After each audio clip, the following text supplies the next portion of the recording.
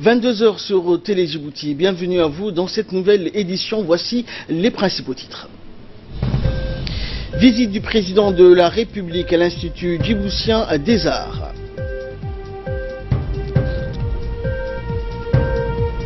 Des incendies meurtriers ont frappé la Californie.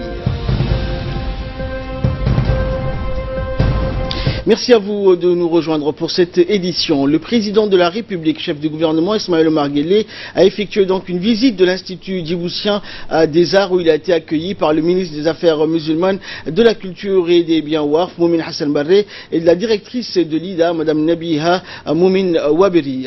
Des hauts cadres du département ministériel étaient également présents pour accueillir le numéro 1 djiboutien. L'accueil a été donc chaleureux, marqué par des danses folkloriques et des prestations musicales.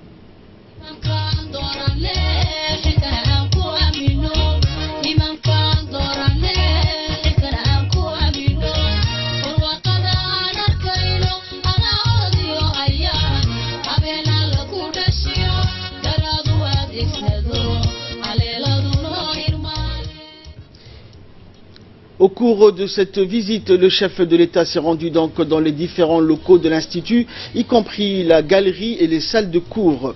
Le chef de l'État donc a suivi une séance de musique animée par des jeunes étudiants.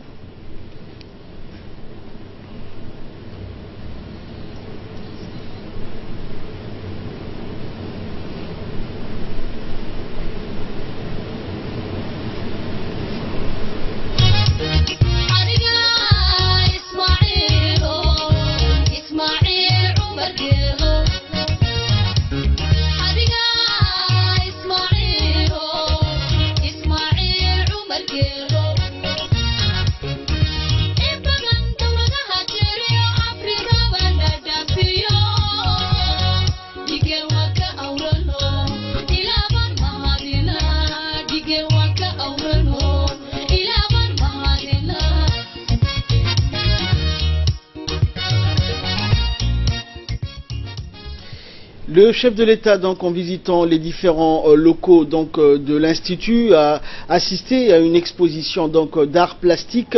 Cette visite montre l'importance qu'accorde le président de la République à la formation et à l'éducation artistique qui joue un grand rôle dans l'épanouissement de nos jeunes et contribue au développement de notre patrimoine culturel. La directrice de l'IDA a tenu donc à remercier le chef de l'État pour cette visite qui reflète l'intérêt que porte le gouvernement au développement de cet institut selon les orientations donné par le président de la République. Il est à rappeler que l'Institut djiboutien des Arts a été créé en 2004 et a pour vocation de développer le génie talentueux de nos jeunes dans les métiers de l'art plastique, de l'art musical et de l'art dramatique afin d'assurer la formation dans les divers domaines de la création artistique. Une nouvelle vision donc a été mise en place pour restructurer l'IDA afin de mieux servir la création et la formation artistique.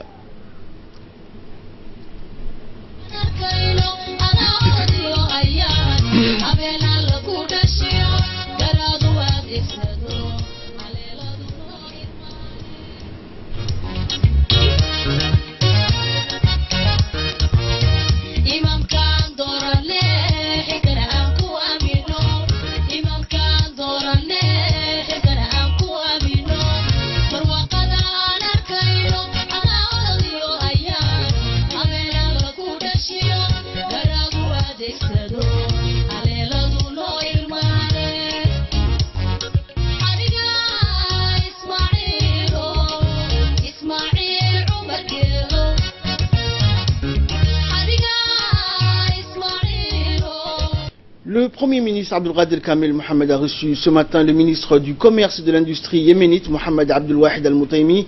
L'entretien s'est déroulé en présence du secrétaire général de la primature, du conseiller du Premier ministre ainsi que de l'ambassadeur du Yémen accrédité à Djibouti, Abdallah Moslem Kassem Al-Sokotri. Au cours de l'entretien, donc, le ministre yéménite a évoqué l'excellence des relations d'amitié et de coopération existant entre les deux pays. Il a remercié Djibouti pour l'aide humanitaire offerte donc aux réfugiés yéménites. Le ministre a fait une demande de facilitation des voyageurs yéménites et l'exportation du bétail vers le Yémen. Il a en outre plaidé pour le renforcement de la coopération entre les deux pays. Le Premier ministre a de son côté assuré son hôte du soutien permanent de Djibouti. Il a rappelé que la République de Djibouti a été le premier pays à venir en aide donc aux réfugiés yéménites et à apporter son aide humanitaire avec la participation de sa population. Il a mis en exergue les liens d'amitié et de fraternité qui unissent les deux pays de longue date. Le Premier ministre a évoqué également la mise en place d'une commission bilatérale pour régler les difficultés qui peuvent apparaître au niveau des déplacements des personnes ou de la surveillance des eaux territoriales et des zones maritimes, des problèmes auxquels sont confrontés les deux pays. Le Premier ministre a enfin exprimé ses vœux de voir un rapide règlement de la crise yéménite. Nous allons à présent parler de la semaine organisée à l'occasion de la Journée internationale de l'enseignant. Le ministère de l'Éducation nationale et de la formation professionnelle mène depuis le 5 octobre dernier d'intenses activités de sensibilisation sur l'importance de l'école dans une société donnée et la reconnaissance du rôle de l'enseignant qui est mis à l'honneur. Une grande cérémonie donc clôturant cette semaine d'activités dédiée aux enseignants est prévue demain au Palais du Peuple. Cette cérémonie organisée par le ministère de l'Éducation nationale sera placée sous le haut patronage du président de la République. Nous savons tous donc combien est déterminant le rôle de l'enseignant qui contribue à former les hommes et femmes de demain. N'est-ce pas, Ali? Eh bien donc évidemment Ahmad, si l'on reconnaît la mission du professeur ou de l'enseignant, elle est noble et valorisante, l'on ne mesure pas souvent donc et l'on ne prend pas en considération combien ce métier est donc éreintant. Il revient à l'enseignant de suivre l'évolution de l'élève, de comprendre ses difficultés, de détecter ses lacunes pour aider donc à l'avancée. Prenons donc en considération aujourd'hui le nombre d'heures passées par un prof pour préparer un cours ou pour corriger les centaines des copies. Ce temps donc pris à l'enseignant n'est pas comptabilisé administrativement. L'enseignant est payé pour le temps passé en classe avec ses élèves. Ce temps qui lui est pris donc et pour lequel il ne reçoit aucun supplément financier, il le prend sur son temps libre et au détriment de sa vie privée. Cette fonction, elle est difficile mais combien valorisante pour former les citoyens de demain ayant un minimum d'acquis et des connaissances, faisant d'eux des responsables, se prenant en charge des hommes et des femmes et dans leurs proches avec un sens aigu du civisme envers leurs aînés et enfin utile à la société. On le sait, les enseignants ont formé les journalistes donc qui sont aujourd'hui à présent les présidents qui vont être élus donc les prochaines années. Cette fonction elle est difficile, je le dis Ahmad,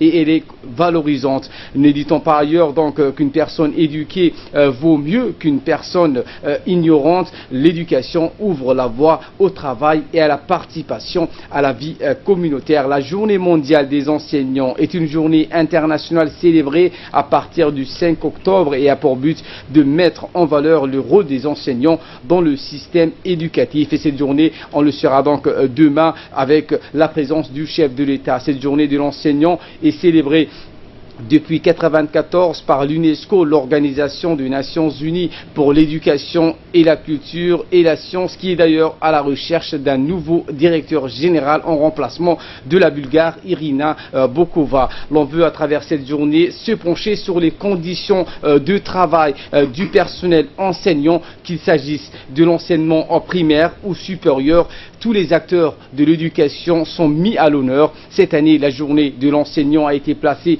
sous le thème enseigner en liberté, autonomiser les enseignants. L'on veut par la même occasion donc parler des difficultés que beaucoup d'enseignants rencontrent dans leur vie professionnelle et de la nécessité de les impliquer ou de le permettre donc de participer à l'élaboration des programmes scolaires. C'est ce qui se fait aujourd'hui à Djibouti avec le centre de recherche d'information de la production de l'éducation nationale qui est le CRIPEN. Ils doivent donc choisir des méthodes didactiques et pédagogiques ou approches donc les mieux adaptés à transmettre le savoir et les connaissances à nos jeunes. Cette journée à l'honneur des enseignants ou enseignantes permettra, Ahmad, à certains d'entre eux d'être distingué. Merci Ali. Donc concernant toujours la célébration de la journée internationale des enseignants et à l'instar des autres régions, la région de Tadjoura donc a célébré hier la journée de l'enseignant en présence de toutes les autorités de la ville blanche ainsi que des responsables du ministère de l'Éducation nationale dans la région. Le ministère de l'Éducation a lancé donc une semaine d'activités pour saluer l'apport des enseignants dans une société donnée et à travers les générations qui se suivent et se succèdent. À cet effet, toute la communauté éducative de la région de Tadjoura s'est mobilisée donc dans l'enceinte du lycée technique pour célébrer dans la joie et la convivialité cette journée dédiée à ces hommes et femmes qui forment les citoyens et citoyennes du pays, les futures élites. À travers des chants, des danses traditionnelles, des sketchs témoignant donc de l'apport des enseignants sur tous les plans éducatifs et culturels, les élèves des différents établissements ont démontré donc tout leur talent. Ils ont ainsi exprimé leur gratitude envers les profs et maîtres d'école. Pour que la réussite soit au rendez-vous, je vous demande de consolider encore et toujours la qualité des enseignants apprentissage à tous les niveaux et à tous les degrés de l'enseignement, du préscolaire au lycée en passant par l'enseignement moyen. Je tiens à ce que tous les enfants de la République acquièrent des compétences en lecture, en écriture, en mathématiques, en sciences et en savoir agir. C'est une exigence incontournable. Et dans leurs discours respectifs, l'adjoint du préfet, Habib Djilani, le président du conseil régional, Omar Hussein, le conseil technique du ministre de l'Éducation nationale, Hassan Roblé, ont tour à tour rappelé la noblesse du métier d'enseignant. Nous les écoutons. Retenu pour l'année 2017-2018 est une école intelligente et un enseignement innovateur. Nul doute que les enseignants font un travail remarquable et travail d'arrache-pied pour la réussite de nos élèves. Que les enseignants est un noble métier que toute personne doit exercer dans de bonnes conditions. Les enseignants, des fois, travaillent dans des conditions difficiles pour transmettre les savoirs aux élèves. Tout d'abord, je voudrais féliciter sincèrement les professeurs qui, l'année écoulée, ont enseigné les élèves. Après notre rencontre au Sable Blanc et après nos différentes discussions, je crois qu'on avait mis quelques jalons et encore travaillé davantage avec eux pour que cette année, la réussite encore soit plus importante. Notre rôle, ça sera pour que cette année, Tadjoura soit encore meilleure que les autres régions, pourquoi pas de Djibouti aussi. On ne va pas égaler, c'est un espoir.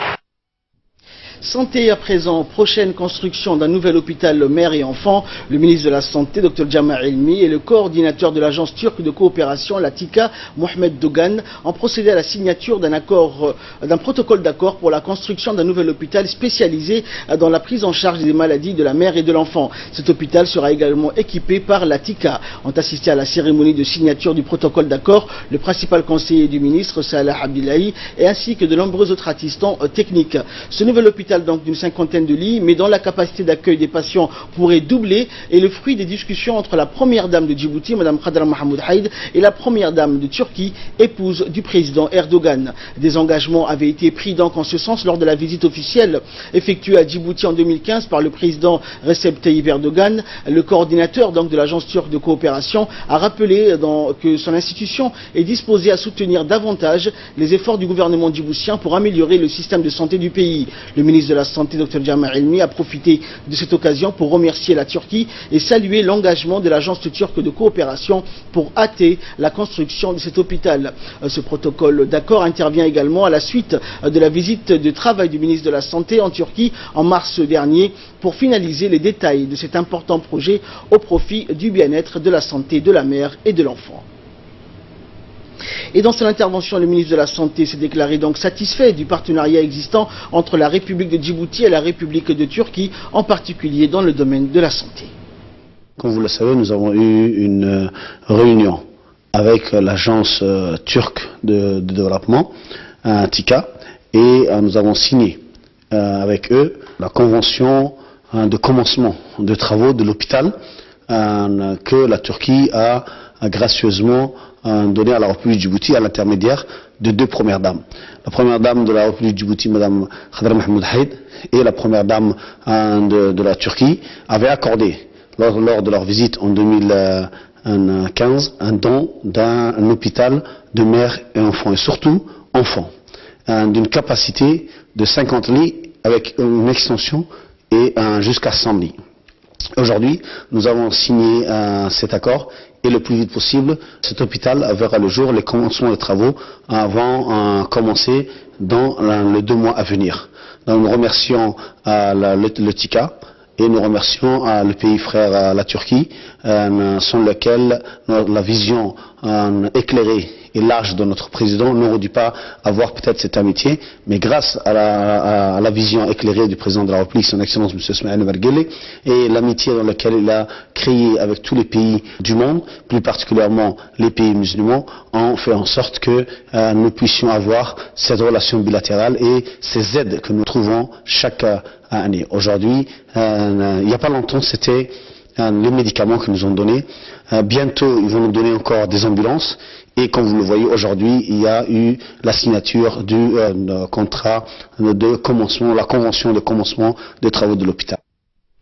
Sous le haut patronage du secrétaire d'État à la jeunesse et au sport, Hassan Mohamed Kamil, a été lancé ce mercredi au Stade Goulet de la campagne nationale de détection des jeunes talents sur plusieurs disciplines sportives.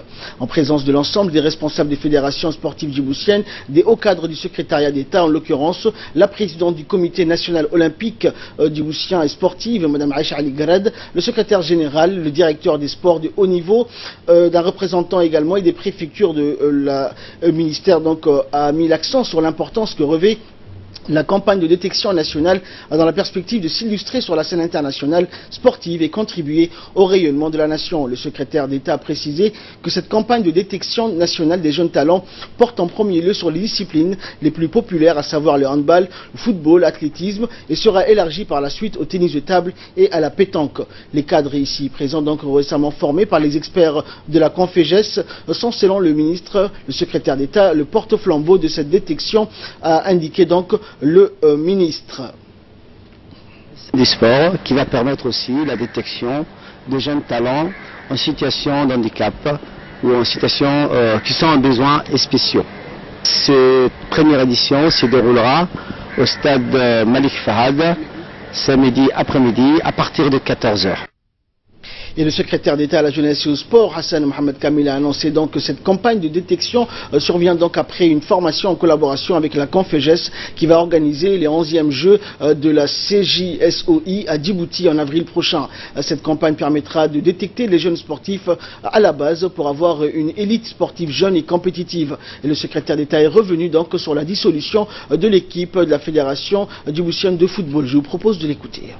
Pour lancer officiellement une campagne nationale pour la détection des jeunes talents sportifs dans 3 disciplines sportives, à savoir le football, le handball et l'athlétisme. Comme je l'ai dit, le choix a été réfléchi et mûrement travaillé. Concernant le football et le handball, le sport le plus pratiqué, comme je l'ai dit, par nos jeunes, il s'agit de donner la chance au plus grand nombre de jeunes Djiboutiens. Quant à l'athlétisme, cette dernière a permis à notre pays de s'illustrer sur la scène internationale, comme je l'ai dit, grâce aux jeunes athlètes issus du centre de sport d'études d'Ali Sabieh qui font un travail remarquable. Nous avons jugé urgent de travailler depuis la base pour avoir une élite sportive jeune et compétitive. Le secrétariat d'État à la jeunesse et au sport mettra à la disposition de cette jeune élite les infrastructures, les moyens humains, les matériels financiers et logistiques pour leur donner un encadrement de qualité pour atteindre le haut niveau. Profite de cette occasion aussi pour vous informer que la République de Djibouti organisera les 11e Jeux de l'océan Indien du 20 au 28 avril 2018. Ce grand rassemblement de la jeunesse de l'océan Indien regroupera 6 pays de cette zone: Madagascar, Seychelles, Comores, Maurice, La Réunion et Mayotte. Et mobilisera près de 1500 jeunes. Nous avons eu aussi une formation sur la détection avec nos amis de la Configes qui a fait un bilan. Nos techniciens, ils ont des connaissances de haut niveau et ça a été prouvé lors de la discussion et des débats. Donc c'est une approche pour amener aussi nos Djiboutiens à avoir une autre vision de la détection sur toutes les disciplines. D'emblée, je lance officiellement la campagne de détection des jeunes talents. Actualité nationale toujours, la commission des affaires étrangères de l'Assemblée nationale présidée par l'honorable député Aïcha Daber a tenu ce matin donc une réunion dans la salle de commission. Le projet de loi sur l'énergie a été discuté durant la séance. Le gouvernement était représenté par le ministre de l'énergie chargé des ressources naturelles, Younis Ali Guedi. Tous les membres de la commission des affaires étrangères ont participé donc à cette réunion et après échange et débat, les membres de la commission ont donné un avis favorable pour que le projet soit débattu et adopté en séance plénière. Et dans le cadre de la coopération militaire entre Djibouti et les États-Unis, le chef d'état-major des forces, le général des corps d'armée, Zakaria Cheikh Ibrahim, a reçu donc ce matin à l'hôtel des officiers des armées le général Thomas Waldhauser, commandant du centre d'opération militaire américaine en Afrique, connu sous l'acronyme AFRICOM. Le général Thomas Waldhauser était notamment accompagné d'une délégation composée du commandant donc du camp Lémonier et de l'attaché défense de l'ambassade.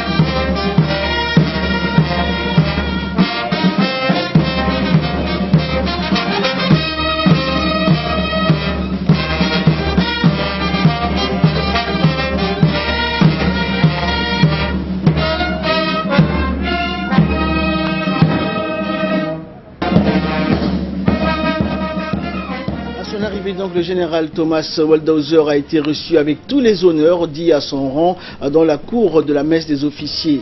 Et après la cérémonie, le général Zakaria et son homologue américain ont eu donc un tête-à-tête. Cet entretien donc a porté sur les excellentes relations et la coopération militaire existant entre les deux pays.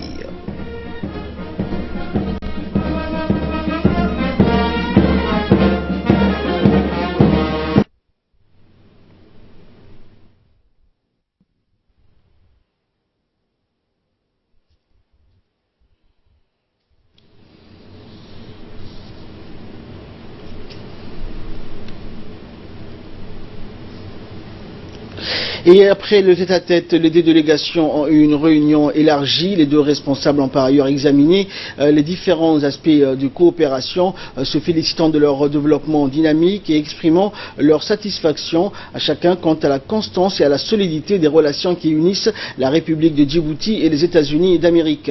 Ils ont donc à cette occasion passé en revue les domaines d'intérêt commun et les moyens de promouvoir l'interopérabilité entre les forces armées des deux pays par l'échange d'expériences et d'expériences expertise, tout en affirmant leur volonté de mettre en application les accords paraphés dans le cadre de cette coopération.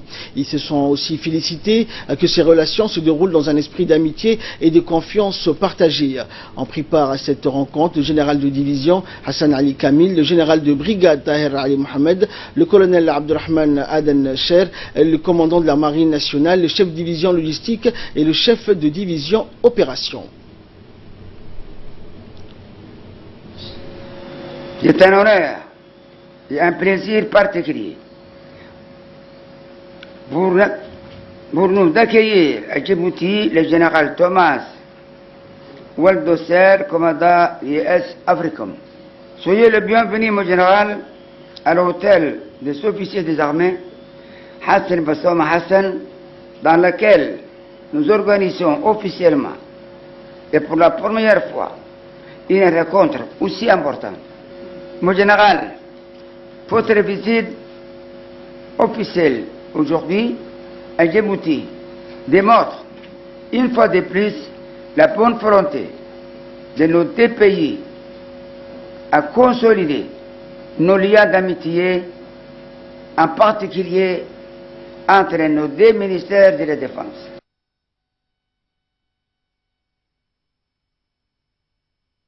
Donc à rappeler que la République de Djibouti était le premier pays qui a travaillé donc d'arrache-pied pour combattre le terrorisme après les attentats du 11 septembre. Et à la fin donc de la cérémonie, les deux généraux donc ont échangé des cadeaux et bien sûr ont pris une photo de famille.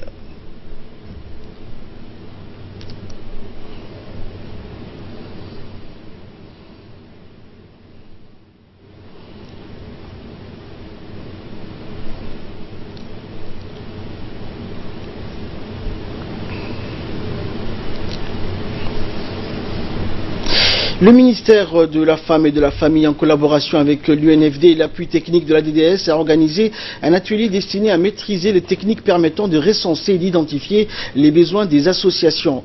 Co-présidé donc par la secrétaire générale du ministère de la Femme, Yasmine Salem, cet atelier a vu la participation de la secrétaire générale du département en charge des affaires sociales, du secrétaire général du ministère délégué à la décentralisation, ainsi que de la coordinatrice des projets de l'UNFD. Ont été conviés également à cet atelier les représentants des différentes associations de la ville de Djibouti. Parisaire.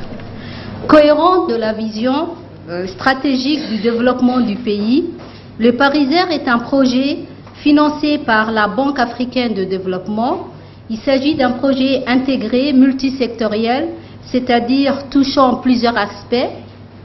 Il comporte plusieurs composantes. Il prévoit des infrastructures du renforcement des capacités, accorde une place importante au genre, aux femmes, vise à la réduction du chômage.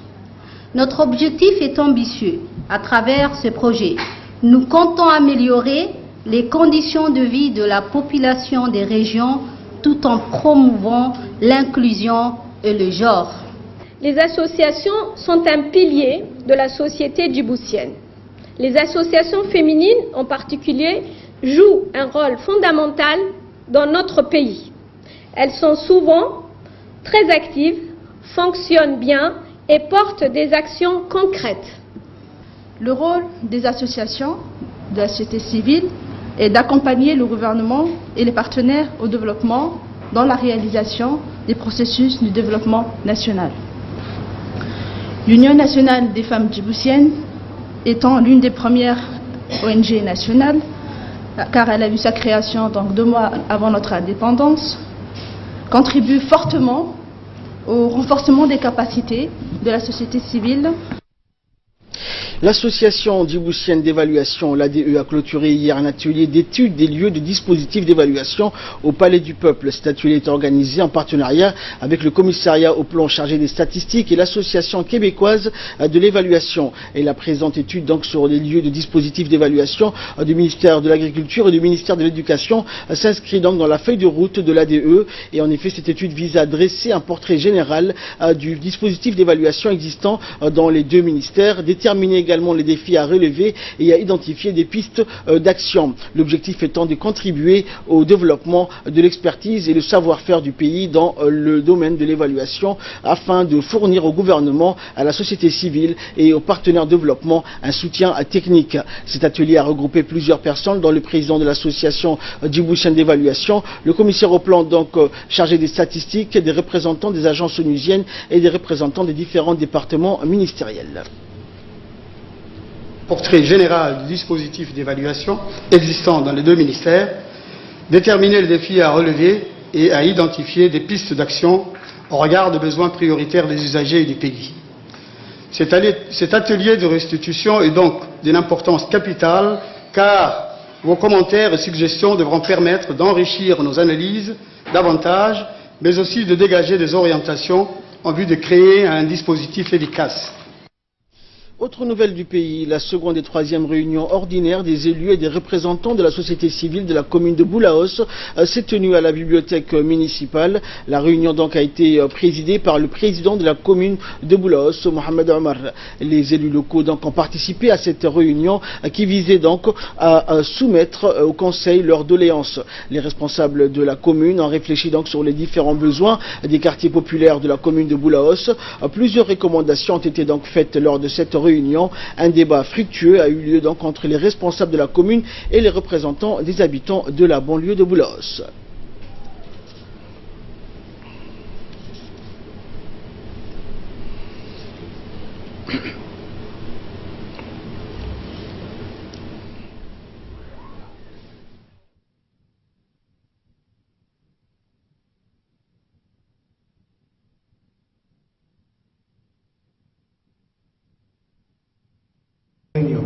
D'aujourd'hui, qui résulte de notre volonté à nous tous de pouvoir nous rassembler et nous concerter en famille pour débattre et discuter des sujets qui préoccupent les citoyens de notre commune.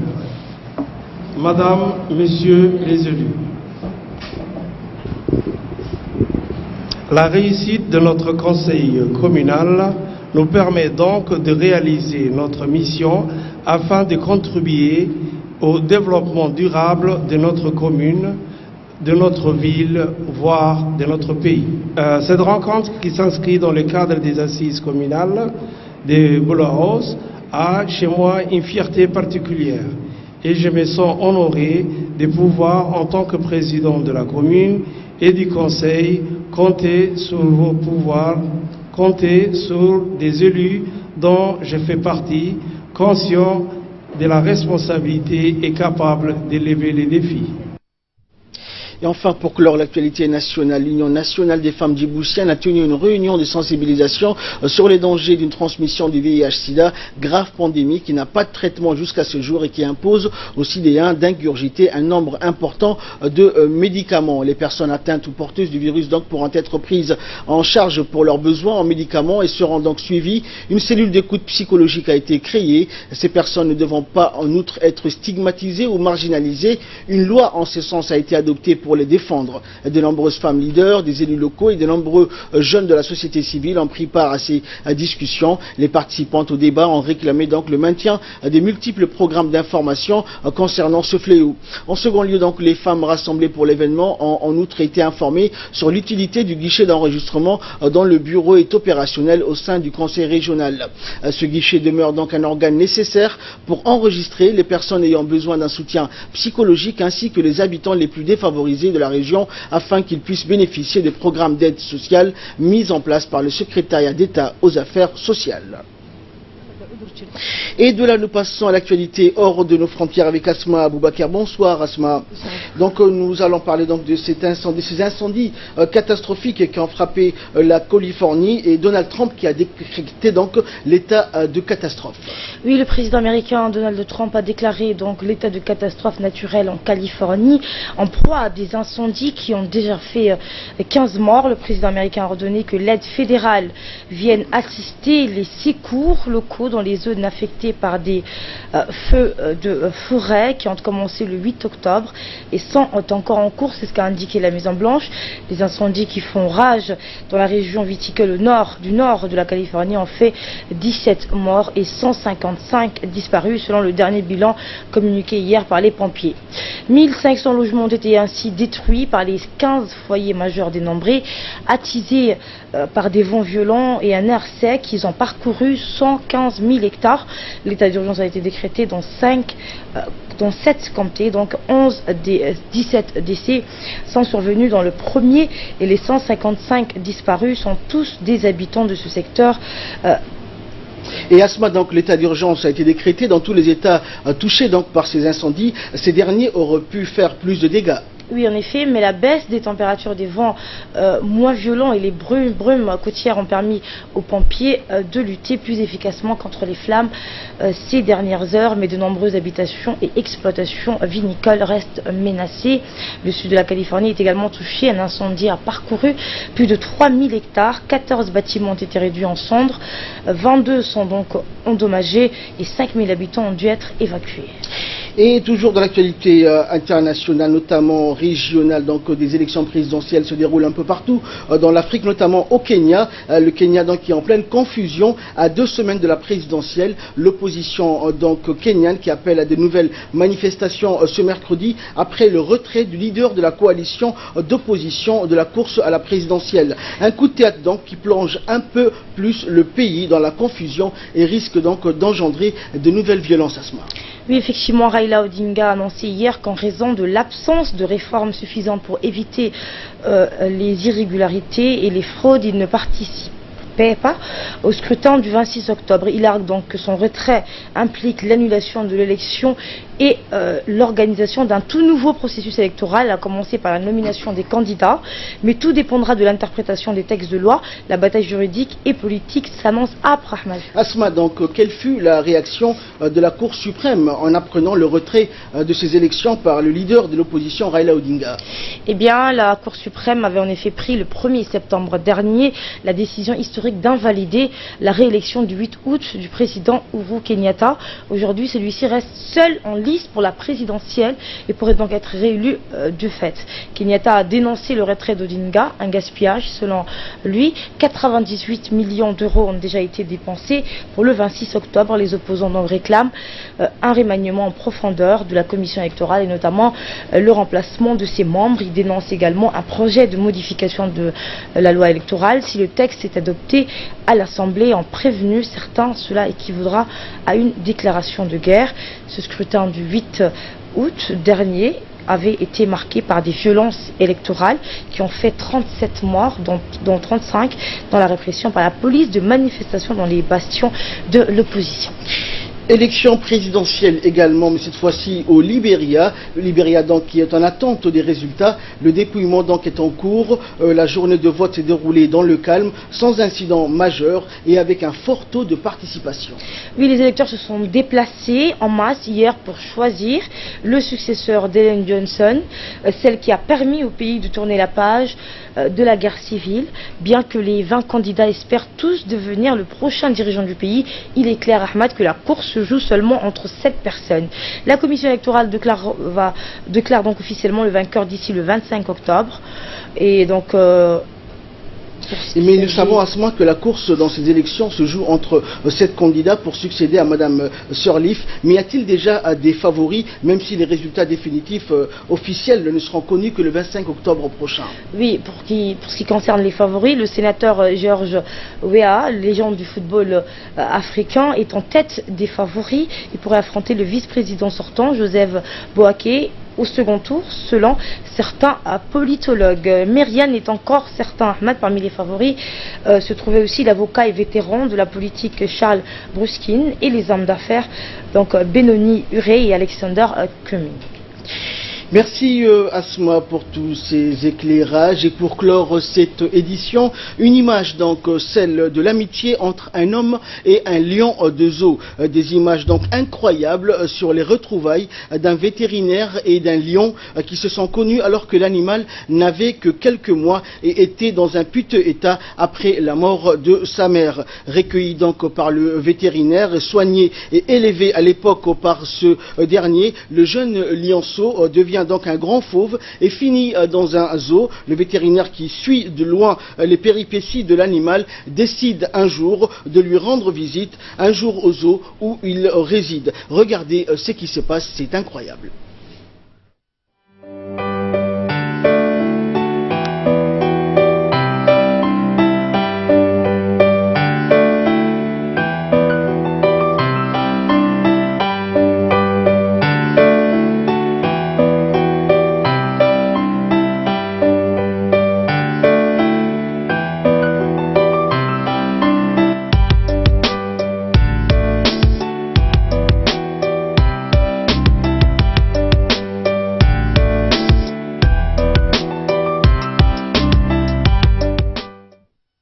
Et c'est sur cette très belle image d'amitié entre un homme et un fauve que s'achève cette édition. Merci à vous de nous avoir suivis.